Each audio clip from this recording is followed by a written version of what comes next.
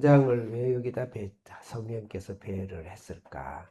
그래서 우리가 예수님으로 구원을 받고 예수님 복을 받았지만 이 땅에 살아가는 동안 우리에게는 때로 또 시련이 있고 피치 못할 일이 있고 또 하나님께서 시련을 통해서 우리 성장시키고 또 이 세상의 죄와 시련과 문제와에서 우리가 신앙으로 이겨내야 되는 그런 우리 신앙의 과정이 있다. 그런 의미에서 좌절하지 말고 우리 인생을 살아가는 어려움과 시련이 있더라도 하나님의 믿음으로 찬양하면서 주님이 받은 믿음으로 살아가자. 그런 의미로 우리에게 줄 수 있습니다. 그 다음에 3장은 역사적으로 3편 다윗이 압살롬의 반란에 대한 굉장히 어려운 시예요. 압살롬은 다윗의 아들입니다. 근데 암몬과 압살롬의 아들인데 배다른 아들이에요. 다윗의. 근데 암몬이 압살롬의 동생을 사실은 성범죄를 해요. 성범죄를 해서 압살롬이 그의 앙심을 품고 자기 배다른 형을 죽여요. 참. 그래서 인생은 항상 제약으로 가득 차져 있어요. 그래서 순간순간 주님을 의지하지 않으면 안 되겠다 이런 생각을 참 하죠.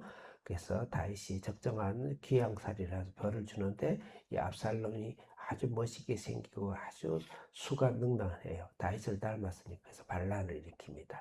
반란을 일으켜가지고 전국의 규모로 반란을 일으켜서 왕권을 쟁취하죠. 뭐 다윗 아버지를 죽이겠다 그건 아닌데 자기의 왕권을 차지하고 내가 아버지보다 낫다. 그런 이제 부모에게 불순종할 뿐만 아니고 하나님께 불순종하는 그 반란을 일으켜요.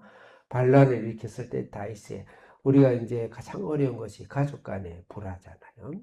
또 여러분들 사촌 간의 불화, 또 불화죠. 그 가족 간의 부모가 자녀를 버리는 경우 많잖아요. 사실은 부모가 자녀를 이렇게 버리는 경우가 더 많아요. 자녀가 부모를 버리는 것보다 오늘날 고아도 많고. 그런데 또 자녀가 또 부모에게 불순종하고 그 아픔들이 있죠. 우리 목사들 세계에서도 보면 자녀가 커밍아웃, 미국에 보면은 성적으로 커밍한 자녀들을 둔 담임 목사들도 있고요. 그래서 사실은 자기의 사익을 내려놓는 경우가 굉장히 많아요. 그 다음에 뭐 마약에 찌들어 있다든지 유학을 보내는데 다 소문이 돌고 그렇죠. 심지어는 신앙을 커밍아웃한 강남의 아주 우리나라 대표적인 아주 존경받는 목사님이 나는 왜 그분이 그렇게 일찍 돌아가셨는가 생각하니까 가족 문제가 아니겠는가 그렇게 그냥 추측을 그냥 해요. 그래서 그런 일이 있을 때가 제일 힘들죠. 근데 꼭 가족 문제가 아니고 우리 인생에 앞으로 갈 수도 없고 뒤로 갈 수도 없고 이게 진짜 마지막 같다. 막 이런 거. 또 심지어는 내가 잘해가지고 아무 이유 없이 비판을 받으면 괜찮는데 명백하게 내가 잘못한 거예요. 내가 잘못하고 나의 실수고 나의 범죄고 나의 주님 앞에서의 범죄야. 그러고서 오는 그것의 벌 같은 또 그런 어려운 시련. 그럼에도 불구하고 왜냐하면 다윗은 바세바의 아내를 범함으로써 하나님께서 예고된 환란이에요. 이게 그런데 그러니까 다윗이 할 말이 없는 거죠. 그럼에도 불구하고 다윗은 무릎 꿇고 하나님께 나가는 그럼에도 불구하고 다윗이 하나님께 나가서 하나님 구하고 하나님 손길을 구하면 하나님 도움을 받는 그래서 우리가 다윗만큼 우리가 범죄하지 않은 사람이 없죠.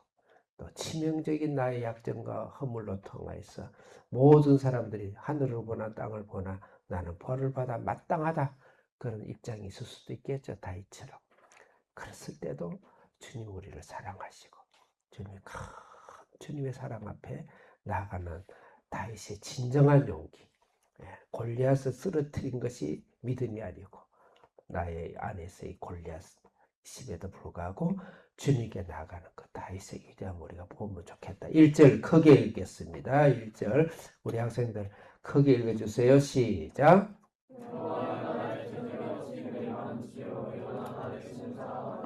예, 지금껏 내가 상황 설명을 금방 그런 상황 설명을 드렸습니다. 그럼에도 불구하고 하나님께 나아가는 거죠. 2절 크게 읽겠습니다. 시작.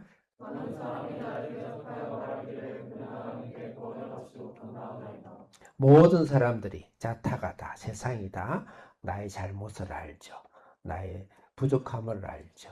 나의 잘못으로 내가 이런 벌을 받는다는 거 알아요. 뭐 촛대로 옮겨버렸다 이런 말을 하시잖아요. 다윗은 바세바의 그 하나님의 저주로 하나님께서 또 본인의 그것으로 하나님 앞에서 이 벌을 받는다는 것을 모든 사람들이 다 알고 있는 거예요. 그러니까 온 이스라엘이 다윗의 정통성을 그것을 지적하는 거죠. 온 세상이 나를 손가락질을 하는 거예요. 그러면서 왕은 바꿔버리자. 그래서 요새 오늘날 투표로 이제 이 당에서 저 당으로, 저 당에서 이 당으로 그렇듯이 내 안에서 그런 일이 일어나고 그럴 수 있죠. 그럴지라도 온 세상이 나를 손가락질을 할지라도 하나님 앞에 하나님의 긍휼하신가 하나님 넓은 사랑 앞에 나가는 그것은 믿음만이 가능한 거예요. 3절 읽겠습니다. 크게 시작.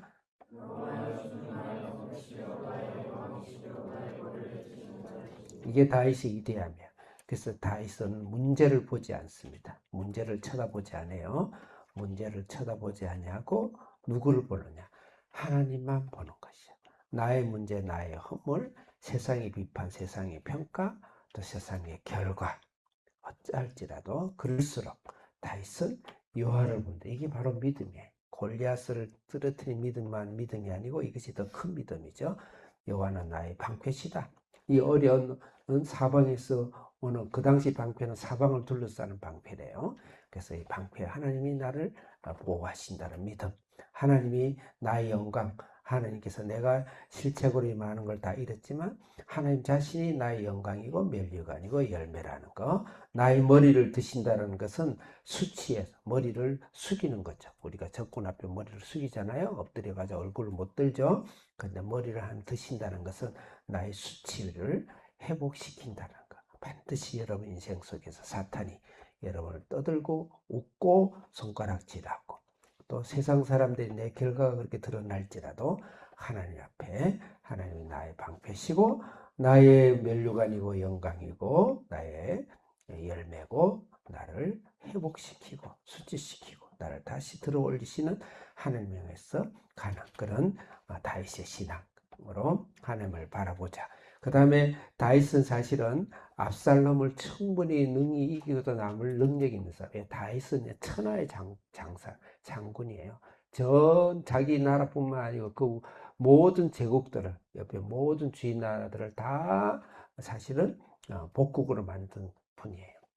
근데 압살롬 반란 하나 못 이기겠습니까?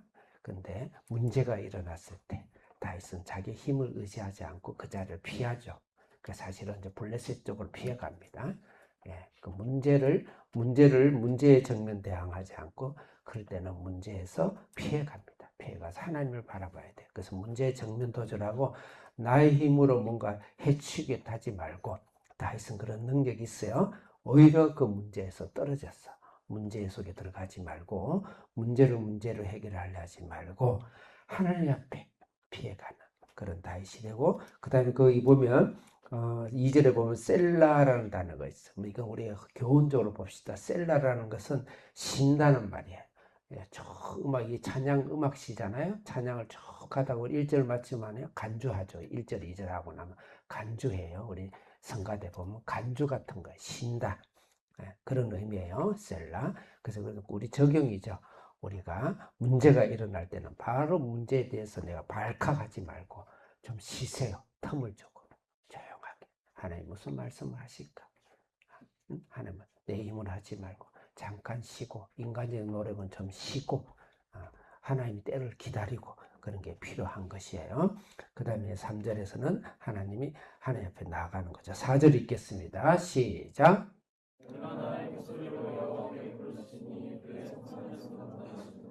예, 미안한데 3절에서 한 가지 더 적용점은 우리가 다윗은 하나님의 말씀으로 하나님은 방패시고 영광이시고 머리를 드신다는 거 잘 아시죠?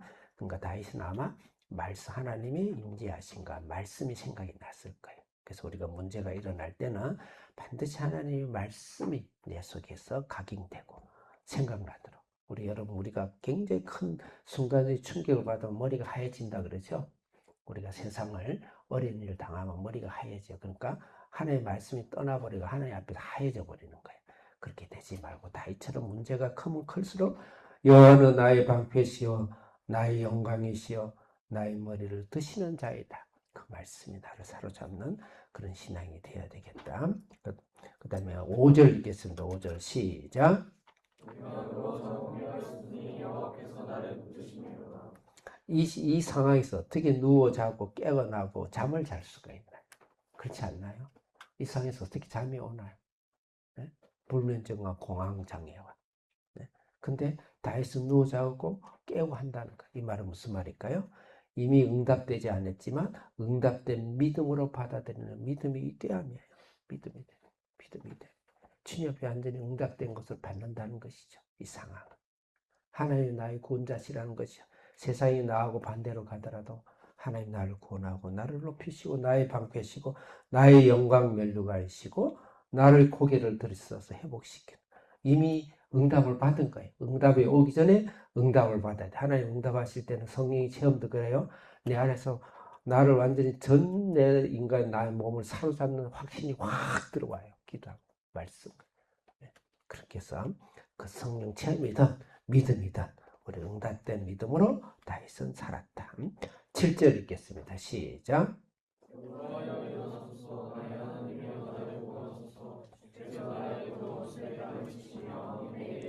7절부터 8절은 강구죠. 8절 마지막 읽겠습니다. 시작.